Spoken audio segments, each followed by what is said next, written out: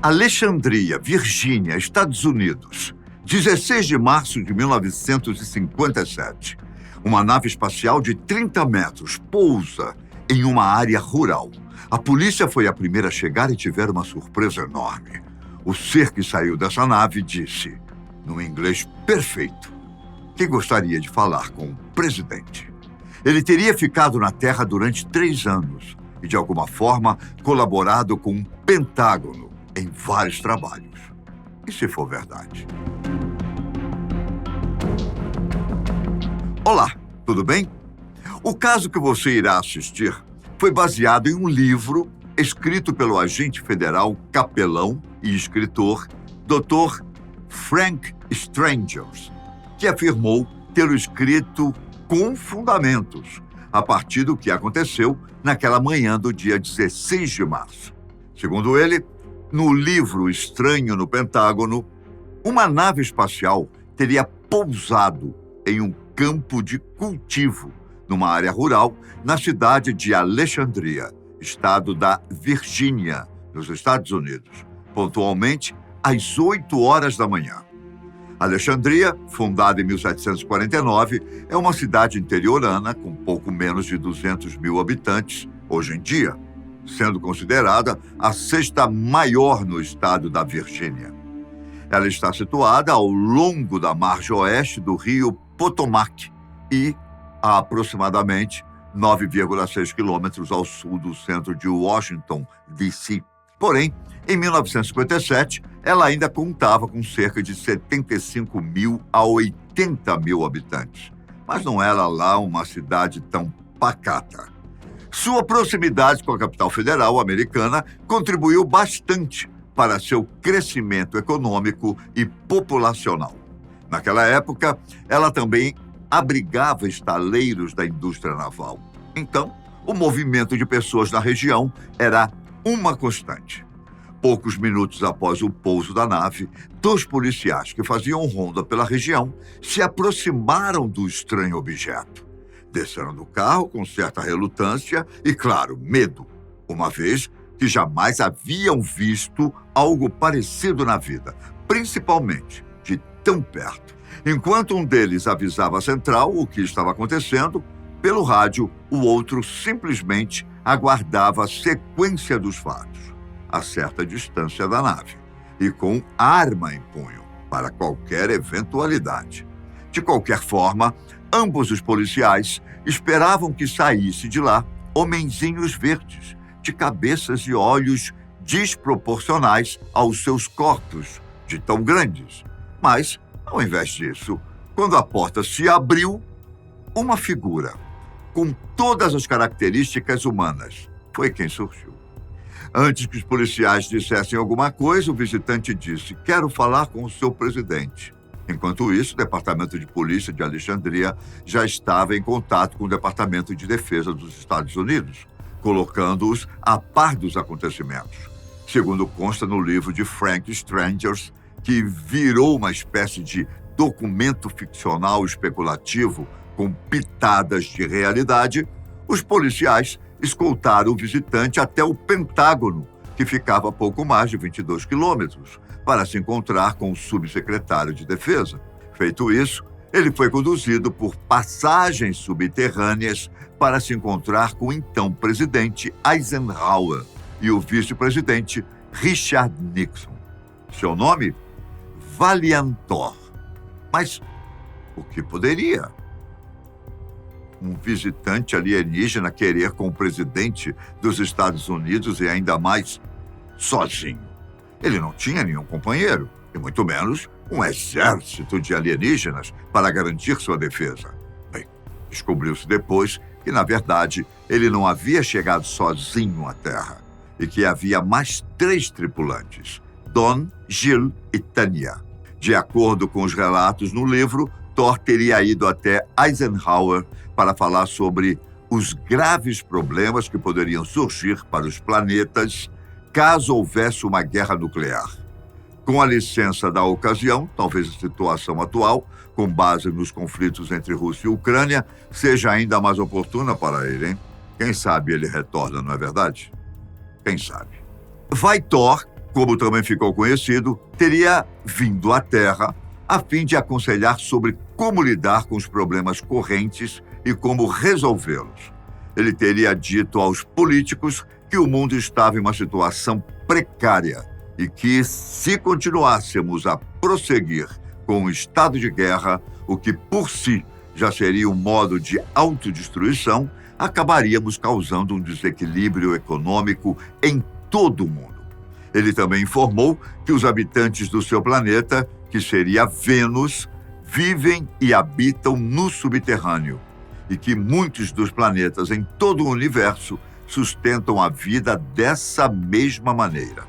Além disso, Thor mencionou as ondas de alienígenas que pousariam ao redor do mundo para ajudar com os problemas aparentemente insuperáveis da Terra. Ele afirmou que um grupo de um sistema planetário distante viria para dar auxílio e dados para ajudar o progresso da Terra. A visita de Vai-Thor ao Pentágono talvez tenha marcado uma nova era de conhecimento, sabedoria e compreensão em nosso planeta, segundo o próprio Dr. Strange. Durante a conversa com Eisenhower, o visitante foi indagado de onde ele tinha vindo. Sua resposta não foi direta, como também não foi recheada de enigmas. Ele simplesmente respondeu: venho do planeta que sua Bíblia chama de estrela da manhã e da estrela da tarde. O presidente perguntou se era Vênus e obteve uma resposta positiva. Ao ser indagado se teria como provar isso, Vai-Thor respondeu com outra pergunta: quer vir comigo até minha nave?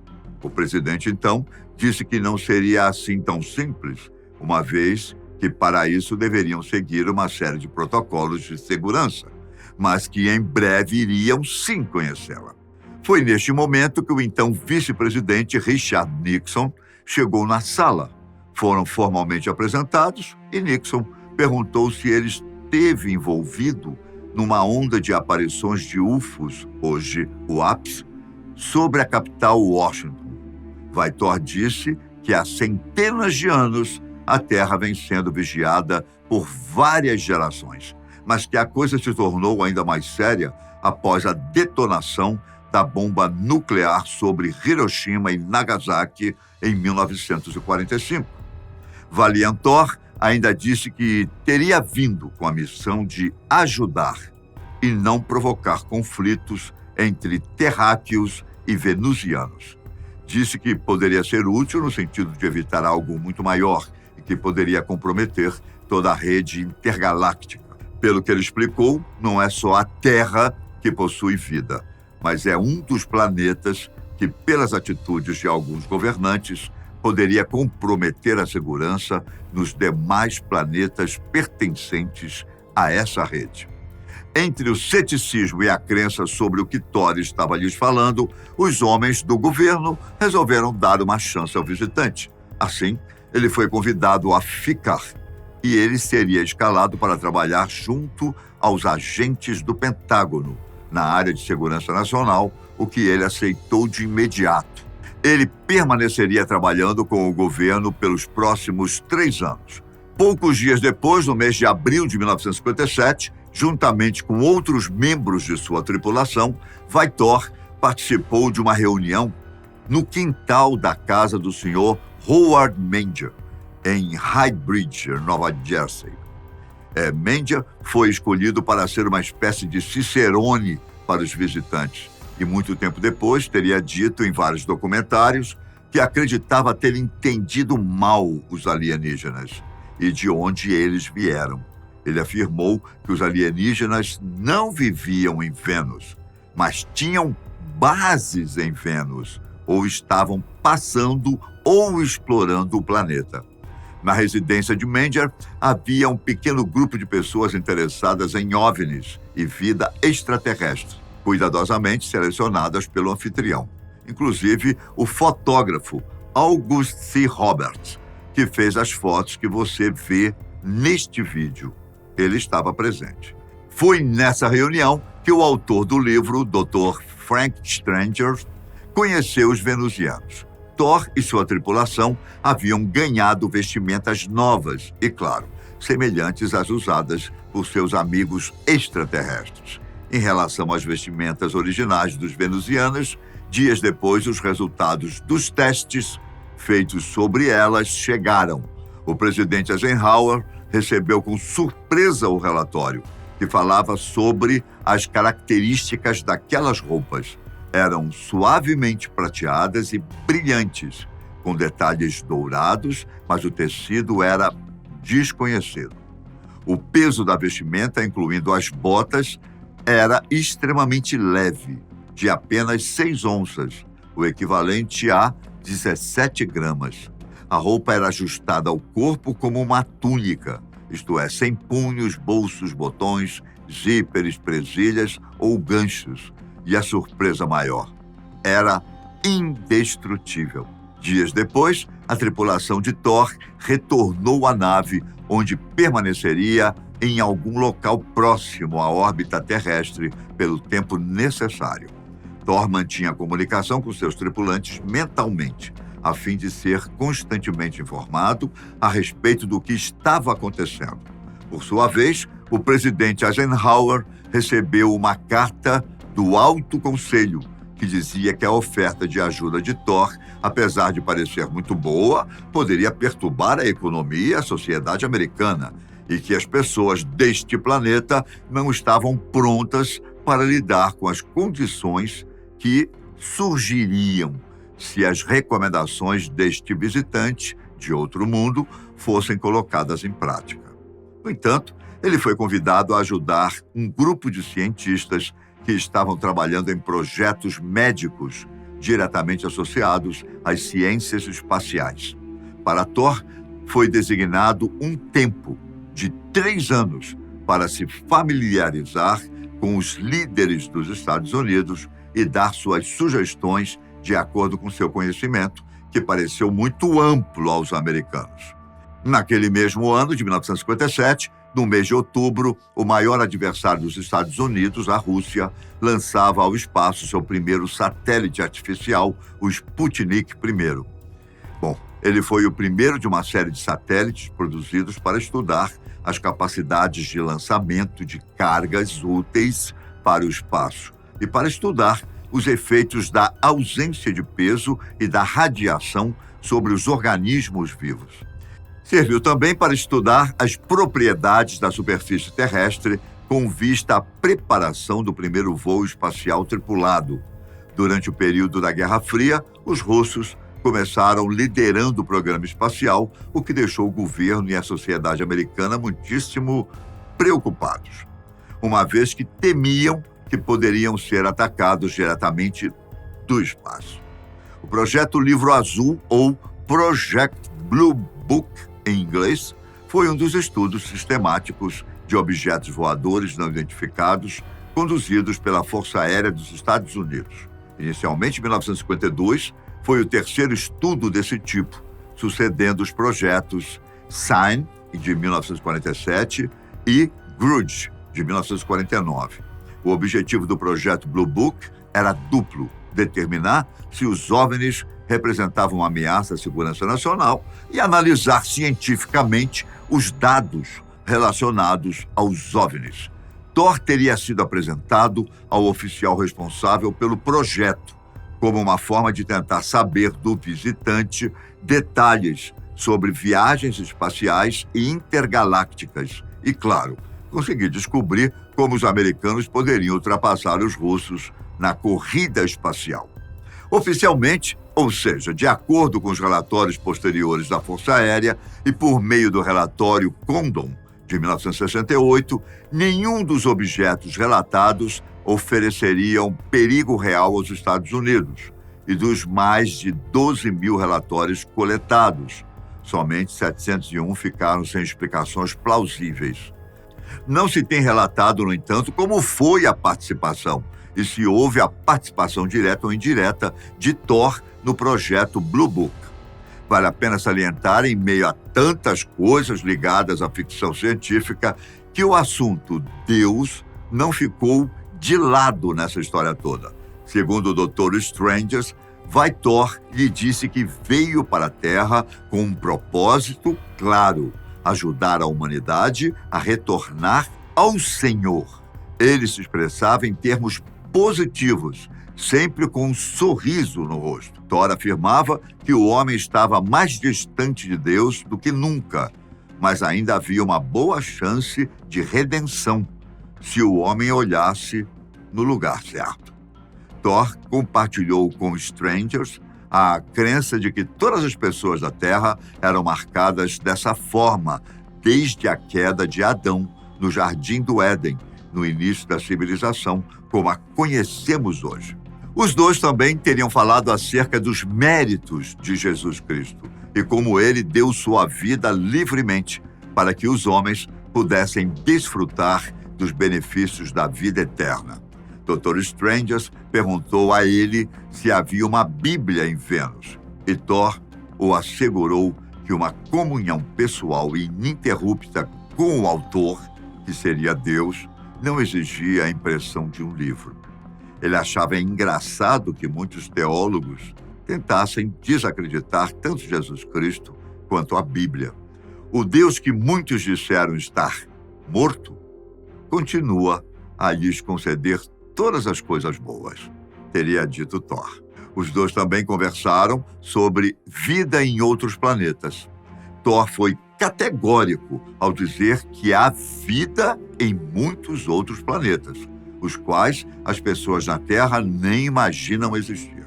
Há mais sistemas solares para os quais o homem nem sequer deu crédito a Deus e que também existem muitos seres que nunca transgrediram as leis perfeitas divinas. As ordens do governo eram que a presença de Valiantor jamais fosse divulgada, especialmente que nenhum outro governo soubesse da existência do venusiano. Até mesmo um conhecido apresentador de notícias que inadvertidamente soube de sua visita por meio de um dos seus informantes pagos foi silenciado pela CIA, que consistentemente negou qualquer conhecimento sobre OVNIs ou seres extraterrestres. Por outro lado, a agência mantém arquivos secretos que poderiam comprovar a existência de vida inteligente no universo além de qualquer dúvida. Na manhã de 15 de março de 1960, Thor se encontrou com Nancy Warren, o codinome de uma oficial do Pentágono que continuaria trabalhando ao lado dele e seria um dos seus contatos na área de Washington. Ela manteria comunicação com outros que se tornariam parte dos seus contatos na Terra. Segundo Thor, ainda existem muitos adversários da liberdade humana. Esses parasitas se infiltraram em todas as fases da sociedade humana e nunca foram ou serão expostos, exceto por intervenção extraterrestre. Há indivíduos confusos que aperfeiçoaram uma aeronave em formato de disco, e alguns desses são resultado de uma tentativa de estabelecer uma raça dominante. Remanescentes desse grupo ainda existem. Essas aeronaves que eles projetaram ainda são avistadas ocasionalmente em áreas da América do Sul, onde alguns dos envolvidos nos planos originais ainda residem. Não devemos confundir essas com as espaçonaves originárias de outros mundos ou aquelas vindas do interior deste planeta. Nem devemos confundir os ocupantes das naves originárias de outros mundos com aqueles mensageiros malignos que não têm origem na Terra, mas foram lançados nela após a Primeira Guerra registrada. Eles estão em conluio com seres terrenos de baixa vibração que se condenaram por suas próprias escolhas. Mas o que seriam esses adversários da liberdade humana? São entidades ou grupos que se opõem à liberdade, autonomia e bem-estar da humanidade? Eles podem assumir várias formas e motivações, mas geralmente trabalham contra os princípios de liberdade, justiça e igualdade. Regimes autoritários, organizações extremistas, corrupção sistêmica, forças ocultas, como as teorias da conspiração e, por fim, a desigualdade econômica.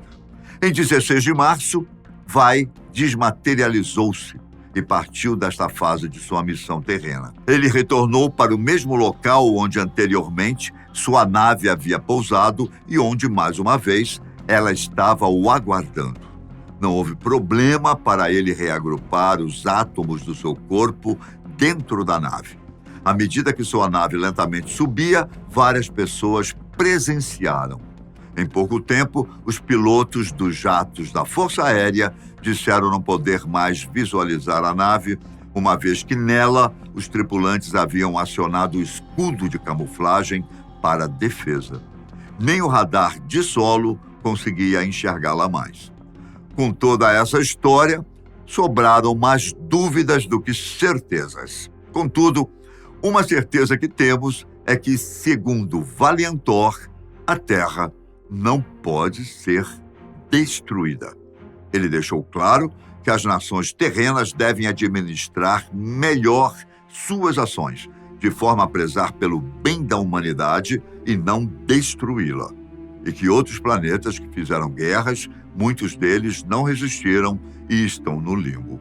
Mas os que conseguiram se ajustar, hoje têm uma vida plena e, mais importante, em paz. Realmente é muito difícil para muita gente dar créditos a esse tipo de contexto. Mas, e se for verdade?